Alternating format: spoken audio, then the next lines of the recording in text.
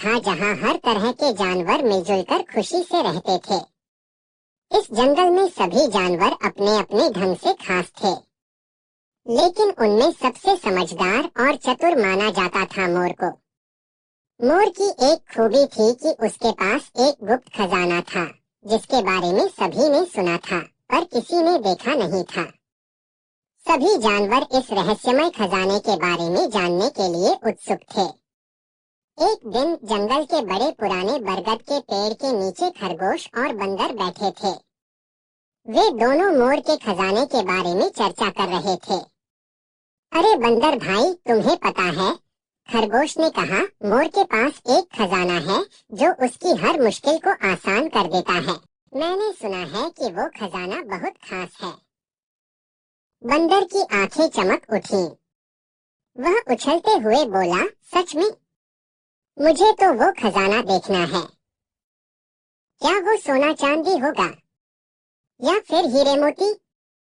चलो हम मोर का पीछा करते हैं और देखते हैं कि आखिर उसका खजाना क्या है। उस दिन दोनों ने ठान लिया कि वे मोर का पीछा करेंगे और उसके खजाने का रहस्य जानेंगे। अगले दिन मोर जंगल में अपनी खूबसूरत पंखों को फैलाते हुए शान से टहल रहा था। खरगोश और बंदर चुपचाप उसका पीछा करने लगे। मोर को जल्दी ही उनकी इस चाल का पता चल गया। उसने मुस्कुराते हुए सोचा, लगता है ये दोनों मेरे खजाने के पीछे हैं। इन्हें थोड़ा सबक सिखाना चाहिए।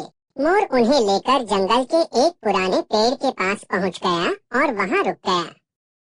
यह पेड़ काफी घना और रहस्यमय दिखता था, जिससे चारों ओर सन्नाटा पसरा हुआ था। खरगोश और बंदर बड़ी उत्सुकता से उसके पास आए। वे सोच रहे थे कि अब उन्हें मोर का खजाना देखने को मिलेगा।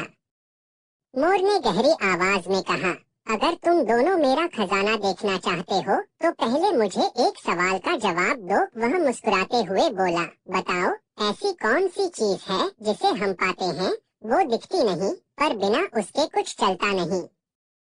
बंदर और खरगोश ने यह सवाल सुना और सोच में पड़ गए।